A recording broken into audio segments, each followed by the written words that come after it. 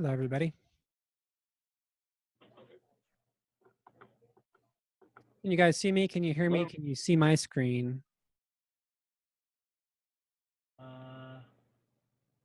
Yes, I think so. I see this online meetings. So you should be seeing Ring Central University in the top left-hand corner. Should say my name. There should be a Oh, video. You should be no. seeing a video with puppies. Do you see that? Yes, okay, got it. Thank you. Okay, no worries. All right. Is everybody else seeing my screen perfectly fine? Can they hear me fine? No, I'm not saying, wait,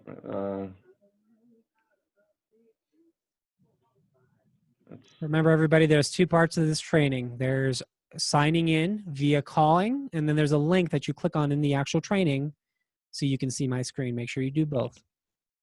okay. Because this is not just an audio only training. You guys have to see what I'm actually showing. The phone call by itself is not going to do the trick. All right. Do I have any administrators on the line, by the way?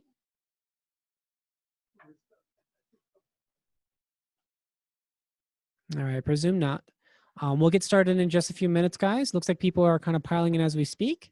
We'll get started 5 minutes past the hour. So I'll hang out for a few minutes just in case anybody's jumping in late. And we'll get started in just a few moments. Thank you for your patience. You guys enjoy the puppies in the meantime.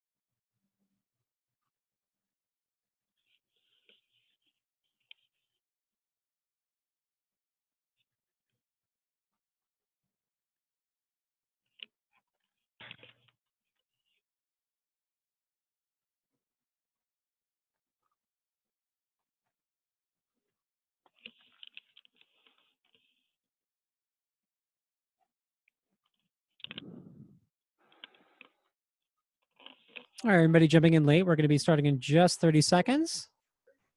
We'll be starting in just a moment. We just wanted to make sure everybody had plenty of time to jump in. Anybody that was jumping in late.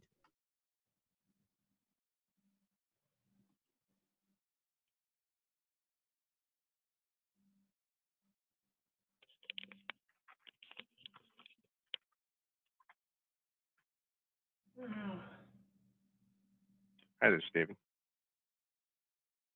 Hey, David. Hey. David, are you an administrator by any chance? I'm a project manager with Enhanced Tech and working Gotcha. on this. Okay, perfect. I just didn't know there were any admins here because I typically like to have at least an admin here to answer any questions that users may have that I can't answer. Would that be you, or would that be you think somebody else? I think Steve would probably be best. Steve Nickel would probably Sorry, be the guys. best one to answer that. Okay, Steve, Can are you guys here? hear me okay? Yes. Okay, great. Sorry about that. Let me see. I don't know if the one gentleman we have defined as going to be the main admin. I see Steve Nickel don't in here. Is see that's him on the this Steve we're looking at? Yes, that's correct. Cool. All right. So yeah, Steve, if you don't mind, just let us know that you're here and we can get started. I just like having an admin on standby just in case any weird questions come up from users.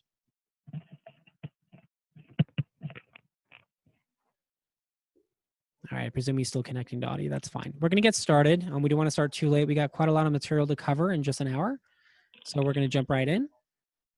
The first thing we're going to be going over is some house cleaning rules when it comes to the meeting itself. I'm picking up a lot of distortion in the background from many of you, and you are all being recorded live. So unless you want to be picked up with that recording, we're going to mute everybody by default. But if you have any questions, you're more than welcome to unmute yourself at any point during today's class. Okay.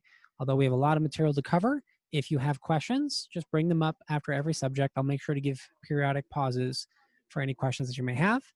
Don't wait to the very end because we typically will run out of time. We don't typically have time for a dedicated Q&A. Okay. So let me go ahead and mute everybody really quick. Beautiful. Awesome. And in the bottom right-hand corner, there's a chat option for Ring Central meetings. If you guys don't mind, just jump into the chat, just say hi. This will let me and David and Steve know that you guys are ready to go for today's training. Again, if you could just jump in there, say hi. Otherwise, we won't know to proceed.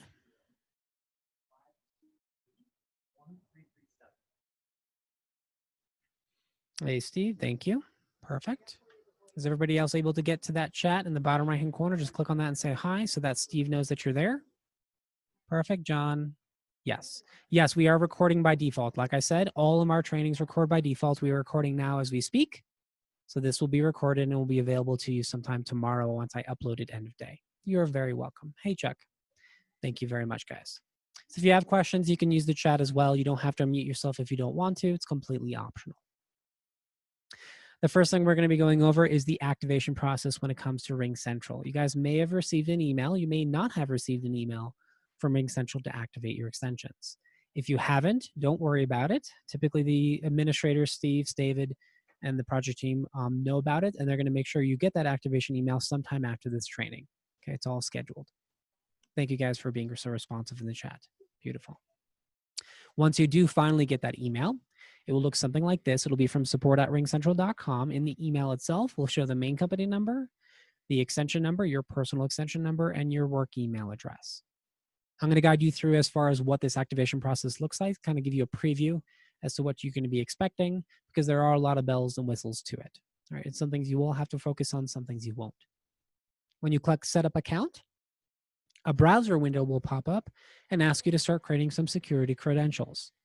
As part of today's training, we're going to be going over account activation. We're going to be going over some physical phones you guys are going to be using, and we're also going to be going over as many apps as we can with the remaining time that we have.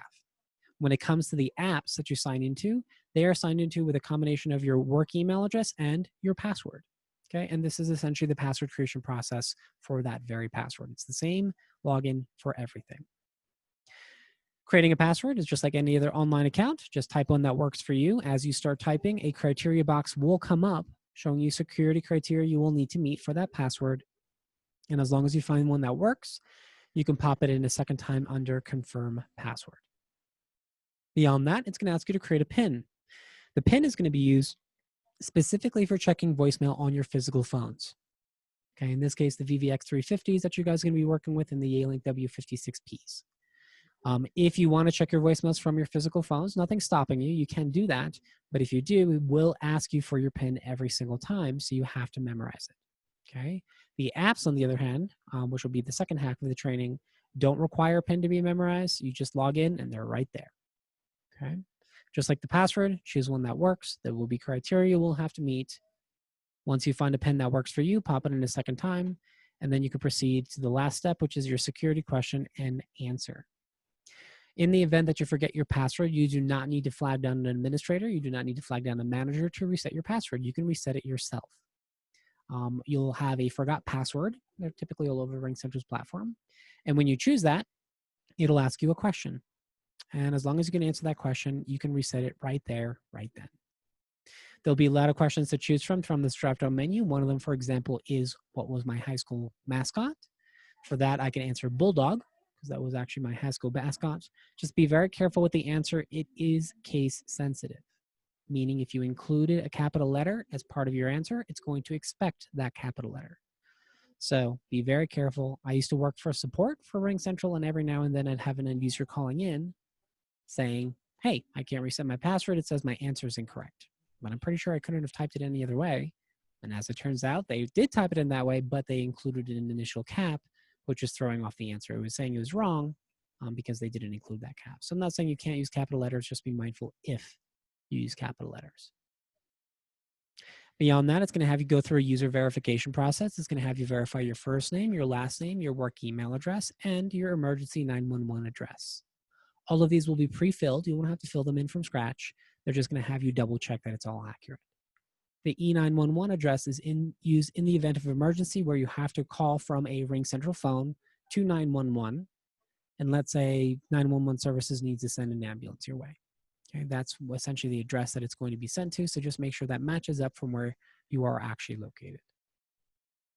Beyond that, it's going to ask you about call handling. Call handling is going to have a part 1 and a part 2. Part 1 of call handling will ask you about literal call handling, how calls are floating to the phones that are assigned to your extensions. This, for the most part, has already been set up for you. So for the first part of call handling, there should be a skip button at the very bottom of the display. Sorry about that. For the second part of call handling, it's going to ask you about voicemail. It's going to ask you whether you like to customize your voicemail or if you like to default your voicemail.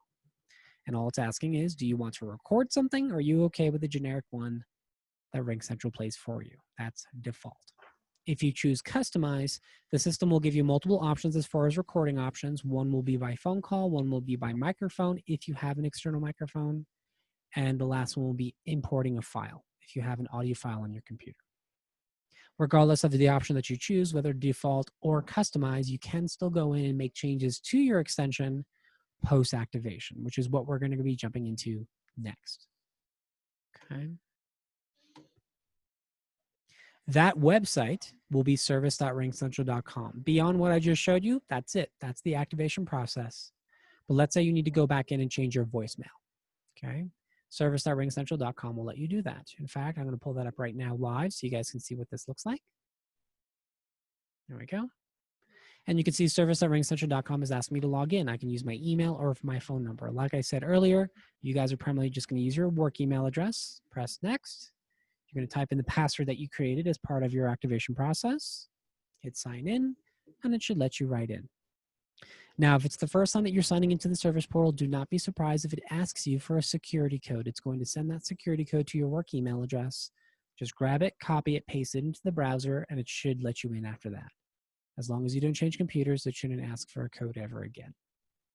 Now, the service portal, most of your settings in the service portal have been set up for you. I'm just going to highlight upon 2 parts that could be of interest to you. Okay, under the settings tab for my personal extension, I'll see a bunch of tabs. The one at the very top is the one we're going to start with. It says user details. This just shows my basic information about my name, my email, etc. But the one I'm looking for is under settings and permissions and user hours. Some of you may go in here and your user hours may be set to 24 hours, which is probably not something you may want. Why? Well, if you guys are going to be using the desktop application, the mobile applications, whatever, if you get a call at 2 a.m., it's going to ring your phone, assuming you are logged in, okay? To remedy this, you're going to change your user hours from 24 to custom hours, right? So you just say it looks like this. Change it to custom. And from here, when I first set up my RingCentral account, I turned on Monday. I set myself from 8 to 4:30. That's what I typically work every day. And then I use this convenient little tool at the end that says copy to weekdays. I click copy to weekdays, and it turned on Tuesday, Wednesday, Thursday, Friday for me and popped in the same exact time. So if you guys work the same consistent time frame every single day, Monday through Friday, that's how you can get your hours set up very quickly. You can hit save, and boom, you're ready to go. Now, any calls that come in outside of my business hours are going to go straight to voicemail. Okay, so that's why it's very important to double check that first. Secondly, let's talk about voicemail. How do I change my voicemail? Under messages at the very bottom is going to show me my current voicemail setup. I customize my voicemail during my initial activation. Many of you will do the same. But let's say I want to change that voicemail. How do I do that? I just press the edit key, and the system will ask me if I'd like to listen to my existing voicemail or press the red button to re-record my custom greeting. Let me go ahead and press the red button and take a look. These are the same three options I mentioned before. In fact, the pop-up may look exactly like this if you chose your customize option during your initial activation, right? And it's going to give you three options as far as recording your voicemail. Option number one, by phone call. All right, this part is pretty simple. You just put in your direct phone number, whatever is assigned to your extension, hit call now. A few seconds later, you get a phone call. It won't be a human being. It'll be an automated attendant. It will guide you through recording a voicemail, listening to that recording you just made. If you mess it up, you can re-record it, re-listen to it as many times as you wish. Okay. Once you are happy with your recording, there'll be an option to press save. It'll tell you what button to press while on the call. And when you press save and look back at this website, back at this pop-up, at the very bottom, it will say recording saved successfully to let you know that it's grabbed the recording. You can hit done at that point, and you've now successfully overwritten your previous voicemail with a new voicemail. Okay, there are two other options in here as well, like computer microphone. Only use this if you have an external microphone of some sort. I'm using a studio grade microphone as an example. This is a bit extreme.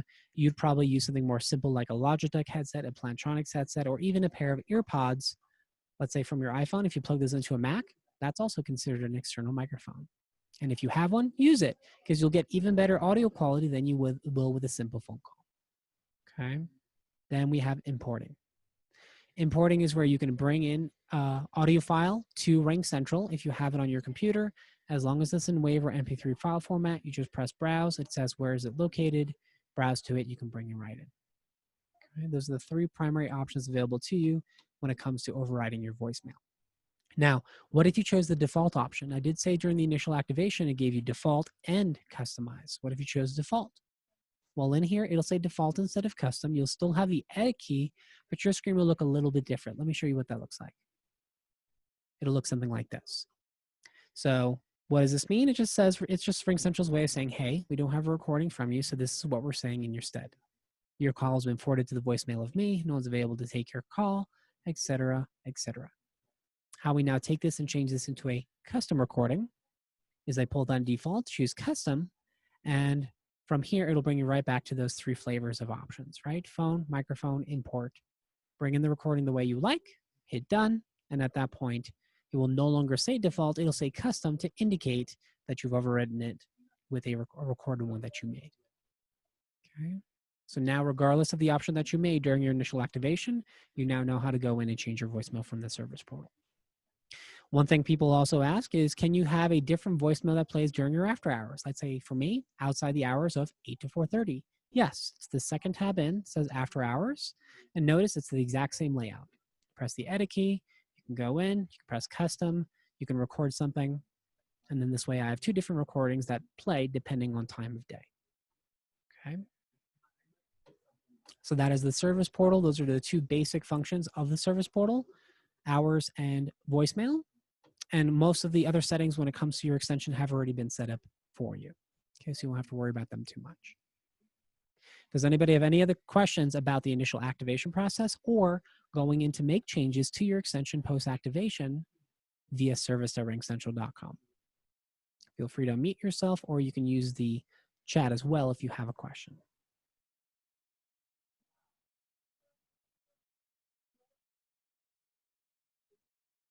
All righty, let's keep moving through. Let's take a look at the desk phones you guys are going to be operating with. First of all, you're going to be operating with a VVX 350. Some of you will have this phone. And it has quite a number of buttons on the front, so let's go over what each of these do. At the very top left of the display, you have what's known as line keys. These are designed to accompany coworkers on those lines, work them as speed dials, right? And also potentially see what status those agents are currently in, right? Whether they're on a call, off a call, etc. As long as we have plenty of time in today's class, I'll see if I can show you guys how you actually configure those keys. Those are not configured through the physical phone itself. Those are actually configured through the desktop application.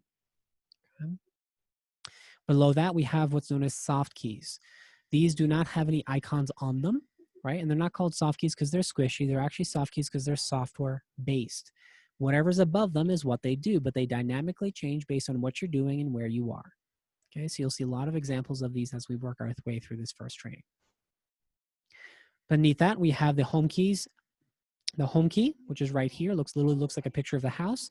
Think of this like the main menu. Press this, main menu comes up, and then you can navigate through. The up, down, left, right, and the select key will obviously allow you to navigate through any menus that you have on your display. The transfer key here on the left allows you to transfer a call from your phone to another phone. We're going to go in depth with transferring in just a few minutes.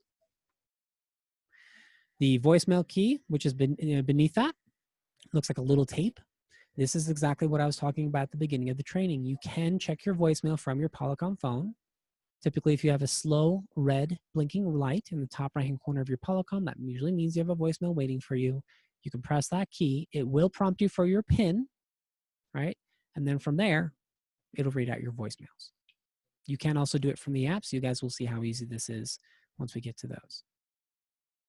Beneath that, we have the hold button. It looks like a little receiver with a pause button to put your customers on hold. Nothing special there. We have the volume key on the left-hand side here. So if your customer is being a little bit loud, you can increase or decrease your volume as needed. The mute key in the bottom right-hand corner is to mute yourself as needed. The speaker button will take an active call and put it on speaker, right?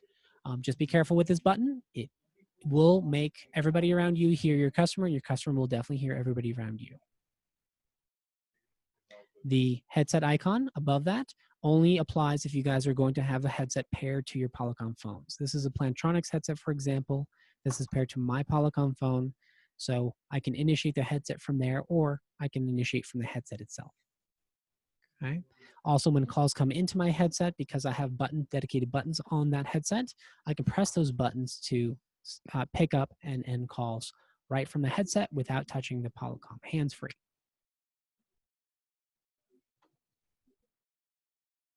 Again, the top left-hand corner, these keys are also known as HUD or presence. HUD stands for heads-up display or presence.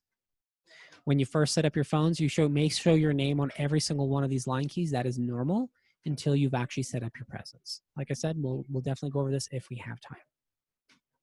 At the bottom of the display, these are some of what the soft keys will do while the phone is idle, meaning not being used. This first soft key will initiate a new call. This second one will allow me to pull up my company directory. The third one will allow me to forward calls, but this forwards it from the phone itself. If you ever do need to forward calls, the service portal has a call forwarding and handling section. You probably want to do it from there, not from the Polycom phone itself. And then when you press more, you'll have even more options, including do not disturb. Be very careful when enabling do not disturb. This will essentially block all inbound calls to your phone. If you're only using the physical phone on your desk, someone calls you, it's going to go straight to voicemail. If that's what your intention is, great. If not, make sure that you don't have it enabled. This is a perfect example of the soft keys dynamically changing based on what you're doing, right? If a call comes into my extension, let's call her Susie. Susie calls my extension, and I pick it up.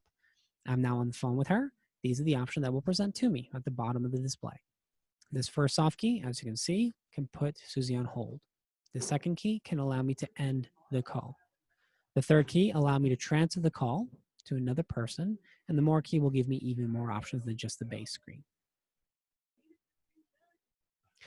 One of the transfer types you want to perform is called a warm transfer. In fact, this is the default transfer type your phone will perform when pressing the transfer key here on the left. Okay, so what is a warm transfer anyways, before we get into the details? A warm transfer is known as a consultative transfer. In that, you're going to consult with the person you're going to transfer to as part of the transfer process itself. English, Susie calls in, Susie wants to talk to Luke. A consultative transfer, when I press these buttons, will automatically put Susie on hold, will automatically start ringing Luke, ring, ring, ring. He picks up, and now it's just me and Luke on the call. I can now say, hey, Luke, I got Susie on the other line. Are you available to take this call? And if he says yes, then I could send the call on its way. Cool. Alternatively, if he says, no, I'm not available, you can cancel the warm transfer. And canceling the warm transfer will immediately drop Luke from the call and will immediately take me back to Susie. Okay, so how does this work? Well, as you'd imagine, if you're on the phone with Susie, she wants to talk to him. I say, sure, give me 1 second. I press the transfer key, and the phone will ask me to dial the extension or number to transfer the call. So this is not just for internal purposes, right? This is for external purposes as well. In this example, we're going to dial 1234 because let's say that's Luke's extension. But if you wanted to warm transfer to a number outside your company, you could do that. Just make sure that if you're going to do that, dial the full 10-digit phone number, okay, including the area code. No 9, no 1, no special numbers required in front of the number, whether you're transferring or just generally making calls from this phone or any phone on our platform. Okay? So again, we're sticking with this example. I'm sending a call over to Luke. I press transfer, I press 1, 2, 3, 4, and then I press send. And it's at that point, this is why it says speak to contact. It's when it plays out that behavior I told you about. It'll automatically put Susie on hold. It'll automatically ring Luke. Ring, ring, ring. He picks up. And now I say, hey, Luke, I have Susie on the other line. Are you available to take this call? And if he says yes, to complete the transfer, I simply press the same key I started with, the transfer key. Okay? If Luke, for whatever reason, says he can't take the call, at the bottom of the display, you will see a cancel key appear. You press that instead of transferring the call over, it drops Luke from the call and takes you back to Susie, and you let her know the bad news. Okay.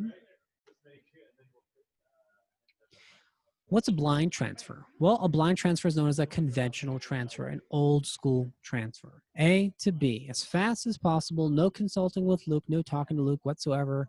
As part of the transfer process, you're just sending it on its way, whether he's ready for it or not. You can perform this, but we do have to flip the mode.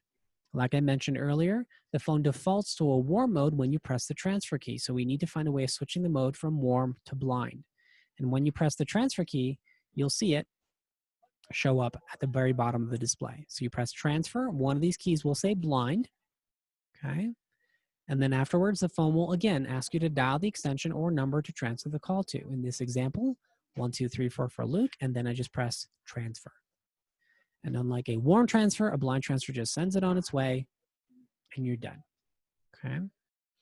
If Luke is on an active call and a call comes into his extension via blind transfer, he'll see the call, right, from Susie. He'll see it on his phone. He'll see her name, her phone number, as if she was calling him herself. And he can just ignore it. And eventually it will ring through and go straight to voicemail. Or he can tell his first caller, hey, I have another call coming in. Can you hold on for just a few moments? Put the first caller on hold, multitask Susie in, or simply tell your first caller, hey, I have an urgent call coming in. Can I call you back? And then the first call on your first call, and obviously pick up Luke before it rings through. When calls hit your physical phone, they ring for about 20 seconds before hitting voicemail. So you'll have plenty of time to decide what to do when a secondary call comes in, right? And check voicemail. So if you want to check your voicemail, like I mentioned earlier, just press the voicemail key. You will have to memorize the PIN, pop that in, follow the instructions. You can also get to your voicemails via the main menu and the message center, and it will ask you for the same PIN and just follow the prompts. Some people ask, are there quick tips that you can print out that perhaps you can put on your desk? Polycom does have something like this. I'll put this in the chat really quick for everybody, for whoever wants it. These are just 2 pages, but they give you the most common things that people do with these specific series phones. Okay, so grab that from the link when you get. It's just a PDF. Print those out at your convenience. The other phone you guys are going to be operating with is the Yealink 56P. This is a wireless manufactured phone. It's a lot more simpler than the Polycom phone. Has very basic functions. Top left-hand corner of the phone, we have call history. Beneath that, we have the speakerphone button, initiate a new call, transfer a call, mute in the bottom right-hand corner, hang up, and voicemail. Okay. Beyond that, if you want to transfer the call, place the caller on hold, conference in a caller, or access the directory, you get to all of those options through the options here in the top right-hand corner. Okay, it'll give you all these options available to you. So it's not as intuitive because there's not as much layout, obviously, for all the buttons. It'll give you everything what you need right from there.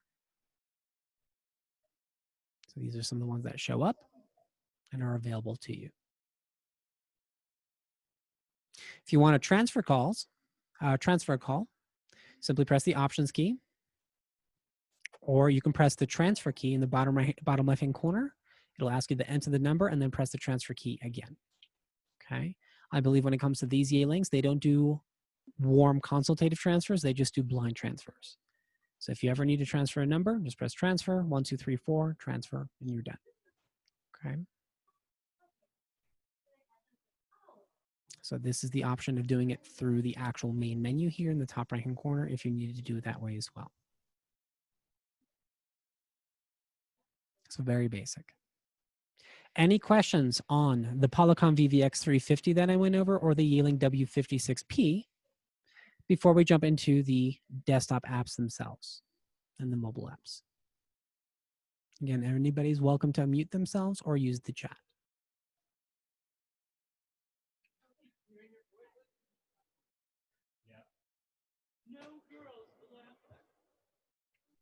All right, let's keep pushing forward.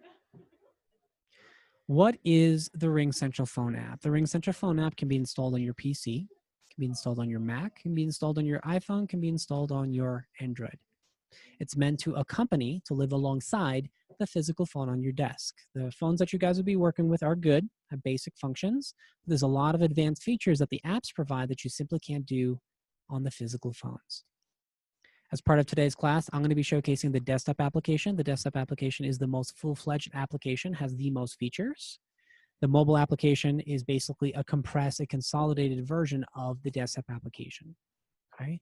It won't have as many of the features, but it still has a lot of what you'll need to make and receive calls, check your messages, etc. All right, so we're going to jump right in. From here on out, we're going to go live. I promise no more PowerPoint slides. From here on, we're going to show you how the system works right now. When it comes to the desktop application, I'm assuming IT will help you install it unless you have it installed yourself. And when you open it up, it'll ask you to sign in. And when you first log in, it may ask you to sign in by phone number. Like I mentioned, you guys can sign in by email. The email option is in the very bottom left-hand corner. Click on that. It'll show your email. Sign in. It'll let you write it. One of the first things students usually want to know is, if I'm using the desktop application and I have a physical phone on my desk, what order do they ring in? How does it work? Do they both ring? Do they ring separately? How does that work? Well, if someone calls my direct number, that's my number here at the very top. Let's say Susie calls this. Calls will always prioritize my apps first. Okay, so if I'm signed into my computer, on my PC or my Mac, if I'm signed into my iPhone or my Android, calls will always attempt you there first for about 5 seconds. Right? Unless your administrators adjusted your timings. So for 5 seconds, a call will come in, a pop-up will show up. It'll say who's calling, Susie Smith, her phone number, her caller ID, and the option to pick up the call. Now, if I see that call and I don't want to pick it up, I could just ignore it and it'll stop ringing after 5 seconds. And then we'll continue to my desk phone, right? Depending on whether you're using the Yay link, whether you're using the Polycom phone I showed, it'll try you there for about 20 seconds, like I mentioned before. So starts here, tries you, stops. Rolls to your physical phone, tries you for another 20 seconds. Let's say that you see it, you ignore it, still stops ringing on your Polycom phone. That's when it goes to voicemail. Okay, that's the general flow of how it works. When it comes to the mobile app on your iPhone or your Android, let's say that you need to leave the office, you can log out of the desktop application. You do that from the bottom right-hand corner of the desktop application with the little gear. There's a log out button. And if you log into your iPhone instead, calls will come into your cell phone, right? And it'll look just like a cell phone call. Now, when calls come into your Android or your cell phone, it will look just like a cell phone call, but if you actually look at the screen, somewhere on there, it will say Ring Central. So you can discern between someone calling your direct number, right, and it hitting the Ring Central app and it being a business call versus a regular cell phone call. A regular cell phone call will not say Ring Central, okay? So what's one of the first things we want to go over? Let's see what an actual active call looks like. Let's say Susie called in and we're on the phone with her. What options are available to us compared to what I've shown with the Polycom? The first thing you'll notice with the soft phones under the dial pad is it says enter name or number.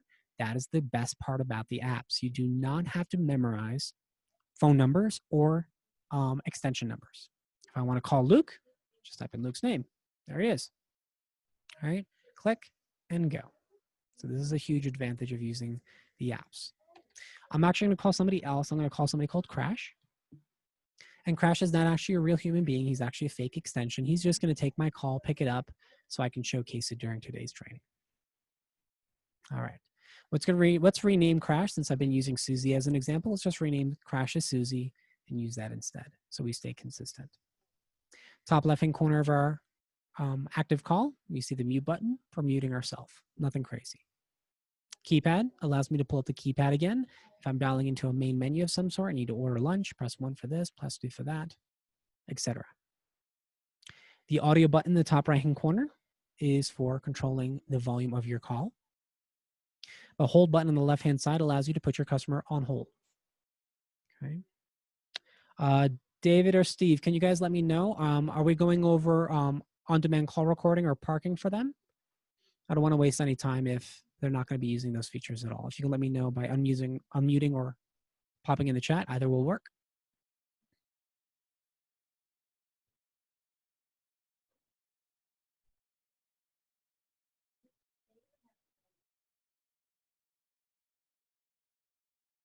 David or Steve, are you guys still there?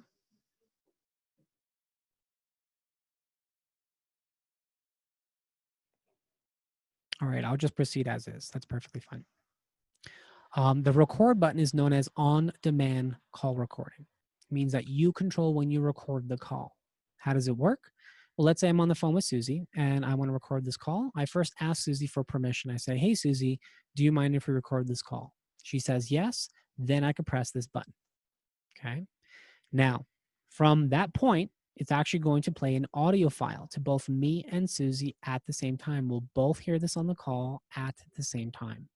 It'll sound something like this. Your call is now being recorded. If you do not wish to be recorded, please hang up now. You can see why it's very important to first ask for permission from Susie to record the call before you press that button, because you guys will hear that every single time. Okay? Otherwise, if she didn't warn her, she may have a panic attack and hang up the phone. Okay?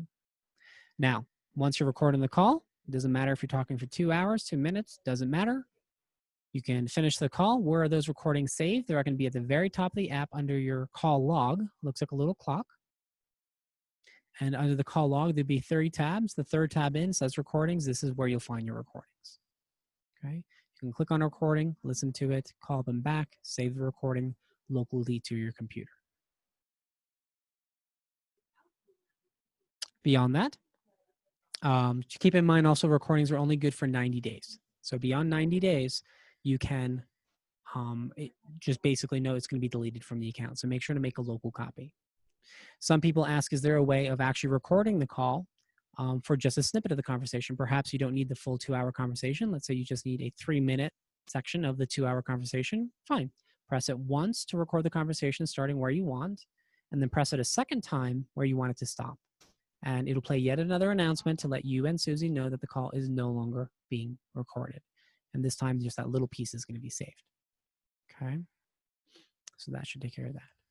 Now, so far we've been talking about the Polycom phones and the Yearling phones. They don't have a record button. Can you even record calls? Yes, you can, but you have to use a code since there's no dedicated button. That code is *9. *9 is the equivalent of pressing this button. Press it once, it starts the recording, right? Press it again, *9, it'll stop the recording. It doesn't matter where you record your calls. You can do it from your Polycom, your Yearling, or your computer. All of them will be found in the call log once you're done. To the right, we have add. Add is when we start talking about your conference options. So you're going to have a total of 3 available to you. This allows you to bring in 6 additional people. So if I want to bring Luke into a conversation, I can press the plus button here. It says add. And notice, just like before, it's going to ask you, do you enter the name or number? So I can type in whoever I want. I can type in Luke, for example. Select Luke. Did somebody have a question? I think somebody unmuted. Steve, did you have a question at all? Sorry about that, Sebastian. My something was happening with my audio, so I kept trying to reply to you, and You're- it just wasn't coming through. So you're sorry good. about that. You're good. The park. Am I going all go over call parking with them at all? Do you know? Yeah, I wouldn't say we need to Go over that. touch that one yet. Okay. We have the potential of a second training, so if it is something that we want to review, we can certainly set it up in that second level. Awesome. Perfect. Thank you. It'll save me some time on the training. Beautiful. So for bringing Luke into this conversation, I definitely want to ask Susie for permission to say, hey, can you hold on for just 1 second, right? Why? Because when you press the add key, type in Luke's name, select him and press the green button, it does it in a consultative manner, in a warm manner, right? You now know what a warm transfer is and what consultative manner is. Now it's the same thing here. When you press the green button, it'll automatically put Susie on hold. It'll automatically ring Luke, ring, ring, ring. He picks up, and 2 additional buttons will appear at the bottom of the app. One will say merge call and one will say cancel. Why? Because it's at this point that I say, hey, Luke, I got Susie under the line. She would like to talk to both of us as part of a 3-way call. Are you cool with that? And if he says yes, I press merge.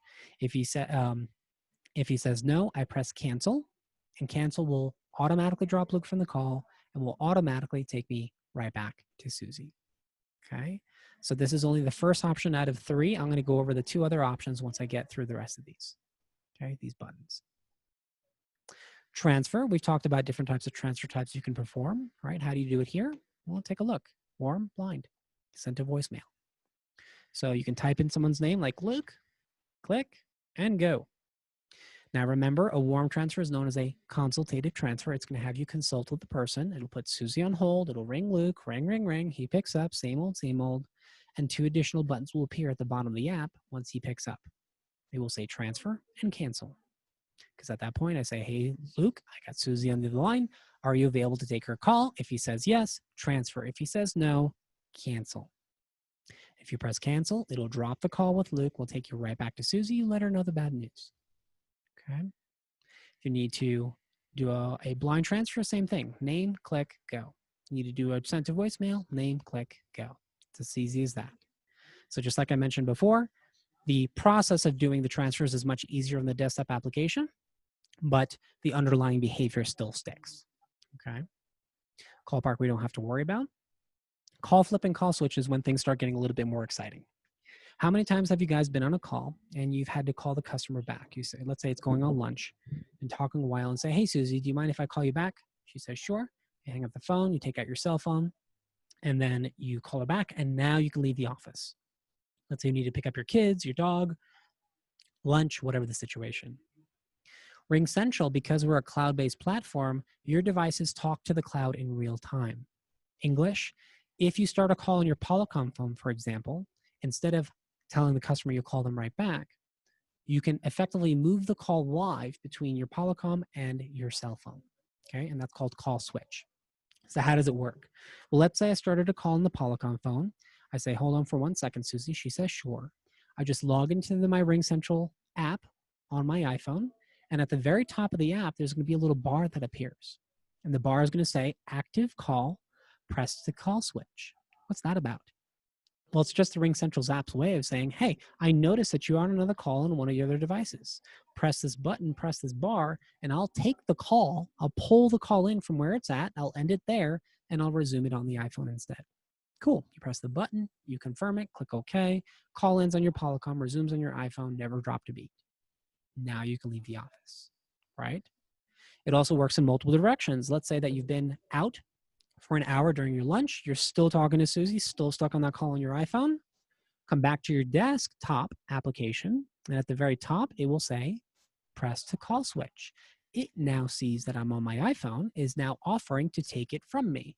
I press it on my computer up here in the top right. It pulls it in, resumes it on my computer. So I can literally start a call on my Polycom, switch it to my iPhone, go out to lunch, come back an hour later, and move it to my computer. Okay, all without dropping the call with Susie. So if it's as easy as what I just described, what is the point of this call flip button in the bottom right-hand corner? Well, there's one direction that doesn't work as efficiently, and that's moving from a digital device, like your phone, like your computer, Mac, PC, iPhone, Android, back to your Polycom phone. You can absolutely start your call from your Yealink, from your Polycom, and move it the exact same way I described it, right? But if you need to move it back, because Yelinks, because Polycoms don't have our software on it, it has no way of pulling it in, a call flip pushes the call.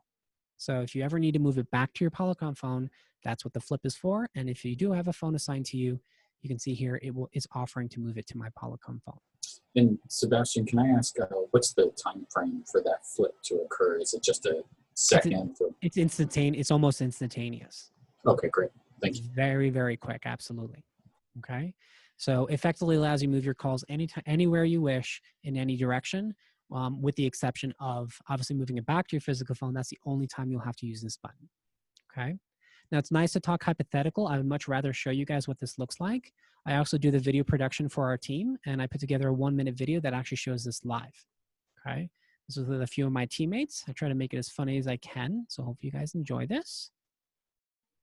I'll just make my audio is being shared correctly. Come on. There we go. So hopefully you guys will get a hoot out of it.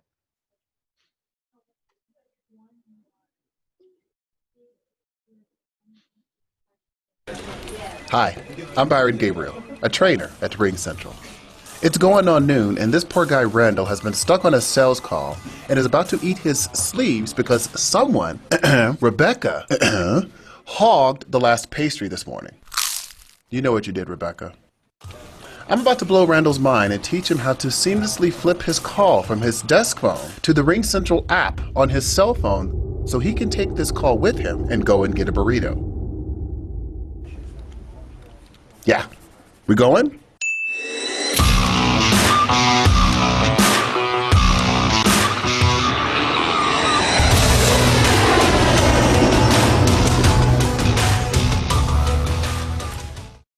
So hopefully you guys got a kick out of that, right? It just shows and highlights just how powerful that little trick can be, okay?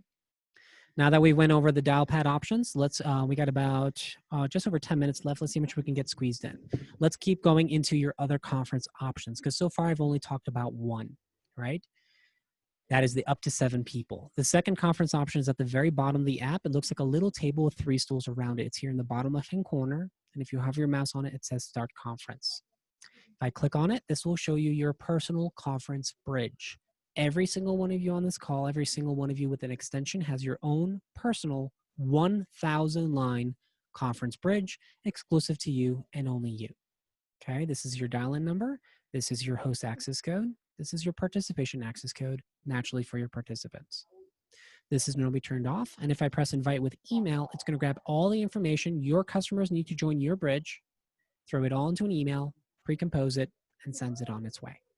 Okay. This button, this switch that I turned off, actually has to do with international customers. Ring Central is no longer US based. We have now expanded all over the world, our household name. And if you turn it on and press invite with email, take a look at what it does. It says, oh, you want to invite somebody from across the pond. Who would you like to invite? All of these phone numbers are owned by Ring Central all over the world. They all point to the same exact bridge. So if you want to invite somebody from the UK, Turkey, Switzerland, South Korea, Singapore, and Portugal, it's as easy as checking, and it'll grab all those phone numbers. It'll grab that US number. It'll grab the participation access code, throw it all into an email, pre-composed, away it goes. Okay, so very quickly, if you need something a little bit more than 7, 1,000 should do the trick. Your third conference option is Ring Central Meetings itself. That's what we're in right now.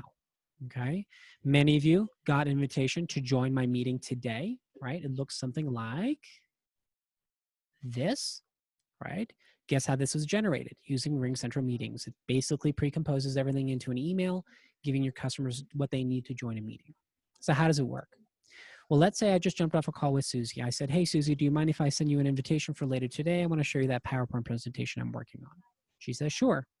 I log into Ring Central Meetings. You log in the same exact way, email, password. And then once you're logged in, press schedule, and a pop-up will come up. The pop-up will ask you for a name, duration, time, date, settings, etc. It'll also ask you what calendar you'd like to copy it to. Here I use Microsoft Outlook on my computer. I'm sure many of you do as well. It will copy it to your calendar as well as save it in Ring Central Meetings. When I press schedule, again, it'll throw it all into an email, pre-composed, and away it goes. Now, how do you actually join that meeting? Let's say it's that afternoon. I'm going to jump in with Susie. I click on meetings at the very bottom. and it's a bulleted list, and it'll show you all your meetings of the day in chronological order. My first meeting today was 10 a.m. to 11. I had another one at 1 to 3, and with you guys, it was 3 to 4. How did I join your meeting? I simply hover my mouse over you, press start, and here I am. Okay, and the same thing for you guys. That's how easy it is to jump into it. Notice that my meetings, not just for today, show up. It shows my meetings for tomorrow, Friday, Monday, all the way into the future. I'm booked all the way out till September 18th. Okay, very popular here in training. The best part about RingCentral meetings and your customers do not need to be RingCentral customers to join your meetings. You can quite literally invite your grandmother to a RingCentral meeting. It doesn't matter. Okay. The only person required to be a RingCentral customer are the people hosting the meetings. All of you are hosts. All of you have a license to create as many of these as you wish. Okay. Now, you can only have a limit. You can only have 4 people in a meeting unless Steve says otherwise. Okay. So if you guys pay for more seats, he'll let you know. Okay. So besides myself, I can invite 3 other people, and all 4 of us can do way more than just audio. You can share your webcam. You can share your screen. You can share both. Right? All this drawing stuff I've been doing, right? This is called annotation. This is part of RingCentral meetings. You can do this in your meetings yourself. Okay. So you now have the Swiss Army knife of conferencing. You have up to 7 people through the dial pad of the soft phone here. You have up to 1,000 people through the conference bridge at the bottom of the app, and RingCentral meetings if you need something a little bit more dynamic, which includes video or sharing video, or if your customers need to. Okay. Let's jump into messaging really quick because we're going to run out of time. When it comes to messaging, if you check your voicemails, you can do them from your physical phone, but instead you can open up your RingCentral app, be that on your computer or your iPhone, go to messages, click on voice, and there are all your voicemails in chronological order, newest at the top, oldest at the bottom. Okay. You just scroll through here, find a voicemail, click on it, listen to what Steve has to say, call him back. I can text him back. I can delete this voicemail outright. The beauty of being a cloud-based platform, we delete it here. Guess where else it deletes from? From my iPhone and my Polycom. If I delete it from my Polycom, it deletes it from my iPhone, it deletes it from my computer. Everything stays in sync. So it's not just making, receiving calls wherever you wish. It's not just moving calls wherever you wish. It's also managing your messaging wherever you are in the world. Okay. Saving, we'll just save the audio file to your computer, flagging it as unread or read, or blocking it. So if you ever have a malicious caller, someone's robocaller, spammer, that leaves you voicemail, block them right from here. You'll never hear from them again. Okay. Fax. Can people fax you? Yes, they can. How do people fax you? It's actually the simplest thing in the world. Most people think that you need 2 different phone numbers, right? Well, back in 1995, yes, you needed 1 phone number for calling, 1 number for faxing. Not with RingCentral. Okay.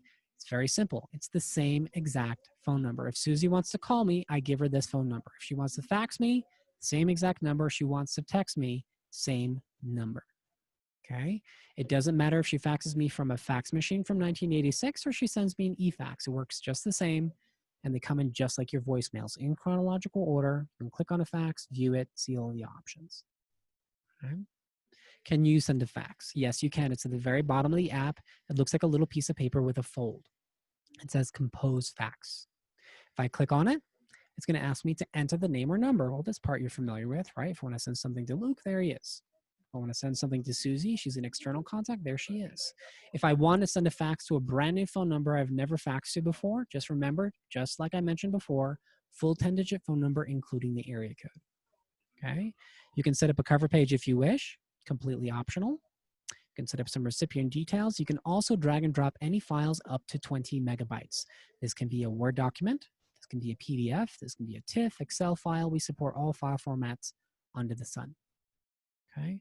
And then when you're ready to send a fax, boom, send now. Boom, welcome to the future. We just sent a fax right now during our training. Now notice it says faxes submitted, not sent, correct? Yes, because technically Susie's fax machine, if it's from 1986, could take a while to print those 16 pages that I just sent her way. So in the interim, you'll see it says fax submitted, this little fax icon with the clock. It means it's pending. It's waiting for Susie to receive the faxes. And then once she gets all those documents, her fax machine will send a signal back from her fax machine back to RingCentral, back to my extension. And this will change from fax submitted to fax sent once I get word that she got it. Okay. If she did not receive the fax, if there is a problem, it will come back and say fax failed instead. Okay. Now, whether you send a fax successfully or it fails, every fax you send also emails you a fax transmission result to your work email address. So if Susie ever says, hey, you never faxed me, I could say, yes, I did. I sent you a fax last Tuesday at 2:22 p.m. at this phone number with these documents, and I have a fax transmission result to prove it. Or if a fax failed and you want to find out more details about why that fax failed, you can look at the transmission results, see if you can get any hints there. To be honest, if you ever have a fax that fails, it's usually on the customer's end that's causing the issue, probably not on yours. And then texting. Can people text you? Yes, they can. It works just like you'd imagine. Verizon, Sprint, AT&T, T-Mobile, does not matter. They can text you anywhere you want. In fact, we now support international texting. As long as they text you at this number, it comes in just like it would on your personal cell phone, right? Except now you have a dedicated app to just check your work contact, just your work text messages. You don't have to give your personal cell phone number to your customers ever again, okay?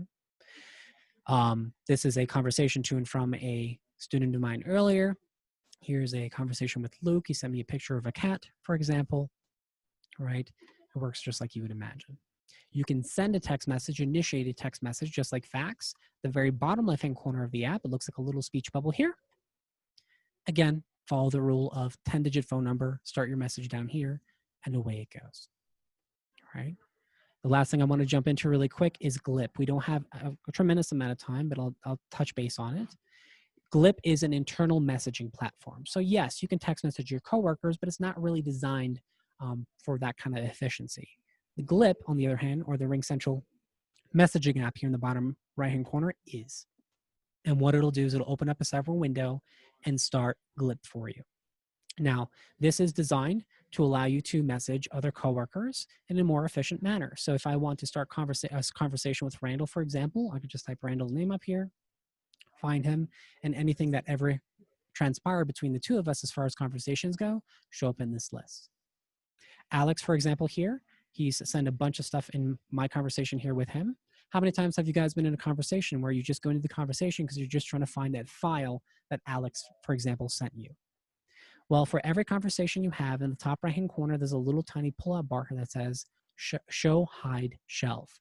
The shelf will show you any and all files that have ever been shared in this conversation in chronological order, links that have ever been shared in this conversation, and any pinned messages. So if I want to get to this file really quick, there it is. I can download it right from here. Messaging, all conversations you've ever had in Glip never get deleted. Same thing for files. They live there indefinitely, okay? If you want to have a conversation with multiple people, you can press the plus button under people, and I can start a conversation with multiple people. So I can type in Alex here, for example. I can type in Clifford. There we go. Hit continue. And if I've ever had a conversation between the three of us, it also pulls up any conversations we've had back and forth. This is something we've been practicing. We're showing how the conferencing works in here, okay? Now, one thing people notice when it comes to messaging is that they'll show up under your people if someone messages you directly, but let's say you stop talking to them, they'll automatically disappear from your people list. And that's a feature. It actually auto-cleans your list.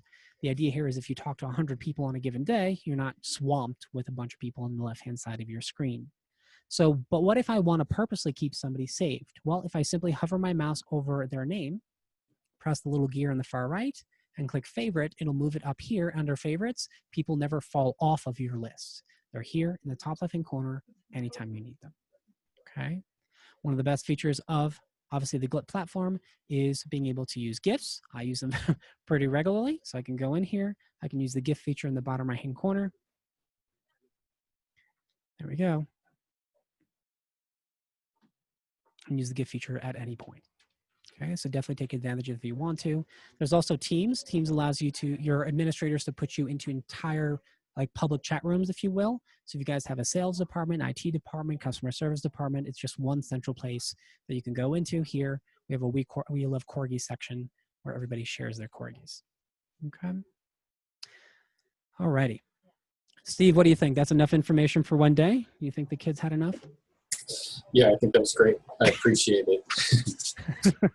It's a lot of information to take in just 1 hour, but hopefully I And again, since it's recorded, people can go back and Yeah. review it again in the future.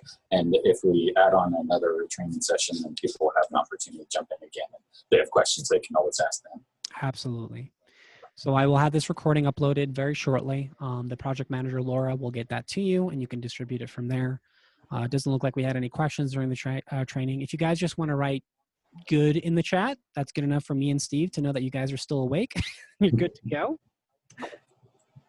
Just to make sure. John says good. Thank you. Good. Anybody else? Any of the questions? Make sure I haven't put anybody to sleep. Fourth cup of coffee. Damn. Okay. You must have a really long day. It's all good. Cool. Steve, it was a pleasure training your team. You guys have a beautiful rest of your day, all right? Great. Thanks, Sebastian. We appreciate it. You're very welcome. You take care. Bye-bye. Bye.